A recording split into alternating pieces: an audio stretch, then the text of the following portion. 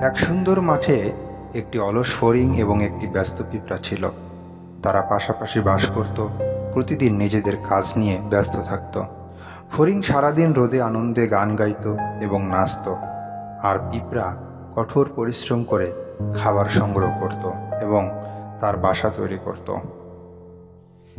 একদিন সকালে পিঁপড়া ফড়িংকে বলল, শীত আসছে, আমাদের প্রস্তুতি নিতে হবে এবং খাবার সংগ্রহ করতে হবে। কিন্তু ফড়িং শুধু হেসে উঠল। ফড়িং বলল, এত সুন্দর দিনে কেন এত পরিশ্রম করছো? এসো আমার সাথে সূর্য উপভোগ করো। কিন্তু পিঁপড়া তার কাজ চালিয়ে গেল। দিনগুলো কেটে যাচ্ছিল, আর পিঁপড়া ধীরে ধীরে খাবার সংগ্রহ করছিল, আর ফড়িং মজা করে সূর্যের নিচে নাচতে ব্যস্ত ছিল। পিঁপড়া ফড়িংকে বলল, শীত কঠিন হতে পারে, আমাদের প্রস্তুত হতে হবে। কিন্তু ফড়িং কেবল নাচল, কোনো চিন্তা করল না। শরৎ এলো, মাঠ সোনালি আর লাল রঙে ভরে গেল।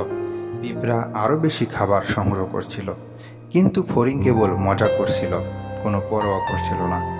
গাছগুলো থেকে পাতা ঝরে পড়ল, শীত আসার ইঙ্গিত দিল। ফড়িং তখন থেকেই সে চিন্তিত হতে লাগলো, কারণ তার কোনো খাবার মজুদ ছিল না। যে ফড়িং শীতের জন্য প্রস্তুতি না নিয়ে খাবার বা আশ্রয় তৈরি করেনি, সে তুষারে ঠান্ডায় কাঁপছিল, ক্ষুধার্ত ও শীতল বোধ করছিল।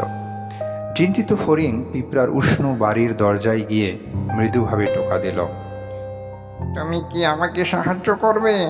সে দুঃখিত মনে জিজ্ঞাসা করল। পিঁপড়া ফড়িং এর অসুবিধা দেখে তাকে ভেতরে স্বাগত জানালো। সে সস্নেহে বলল, তুমি আমার খাবার শেয়ার করতে পারো। তাকে প্রস্তুতির গুরুত্ব শেখালো। তারা যখন একসাথে খাবার ভাগাভাগি করছিল, পিঁপড়া মৃদুভাবে বলল, পরিবর্তনশীল সময়ের জন্য দায়িত্বশীল হওয়া এবং প্রস্তুতি নেওয়া গুরুত্বপূর্ণ। ফড়িং কৃতজ্ঞ ও লজ্জিত হয়ে মাথা নাড়ল।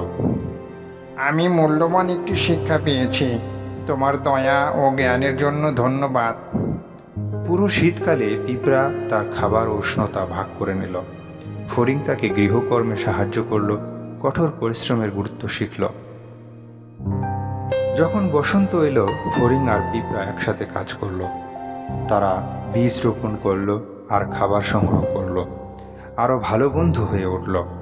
তারা একসাথে পরিশ্রম করে আসন্ন শীতের জন্য বড় ও পরিপূর্ণ খাবারের ভাণ্ডার তৈরি করল। ফড়িং পিঁপড়াকে ধন্যবাদ জানিয়ে বলল, তোমার জ্ঞান আমাকে বদলে দিয়েছে। আমি আর শুধু খেলাধুলায় মত্ত নই। পিঁপড়া উত্তরে বলল, তোমার জন্যই আমি প্রতিদিন আনন্দ খুঁজে পাই।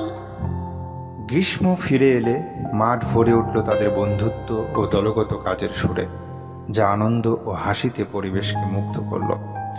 মাঠের অন্য প্রাণীগুলো তাদের একসাথে কাজ করতে দেখে অনুপ্রাণিত হলো এবং তারাও নিজেদের লক্ষ্যে পৌঁছানোর জন্য দলবদ্ধভাবে কাজ করতে লাগলো। ফড়িং আর পিঁপড়ার জন্য ধন্যবাদ। মাঠটি একটি সম্প্রদায়ে পরিণত হলো, যেখানে সবাই মিলে শিখল এবং একসাথে মজা করল। অলস ফড়িং পরিণত হলো বুদ্ধিমান ও সহায়ক ফড়িংয়ে, যাকে সবাই তার নতুন জ্ঞান ও বুদ্ধিমত্তার জন্য প্রশংসা করল। আর বুদ্ধিমান পিঁপড়া তার কঠোর পরিশ্রমের জন্য শুধু নয়, তার দয়া ও নতুনভাবে পাওয়া আনন্দের জন্যও প্রশংসিত হলো, যা সে যেখানেই যেত ছড়িয়ে দিত। সুন্দর মাঠে ফড়িং আর পিঁপড়া সুখে বসবাস করল।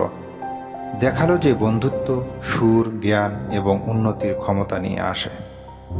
Thanks for watching my video.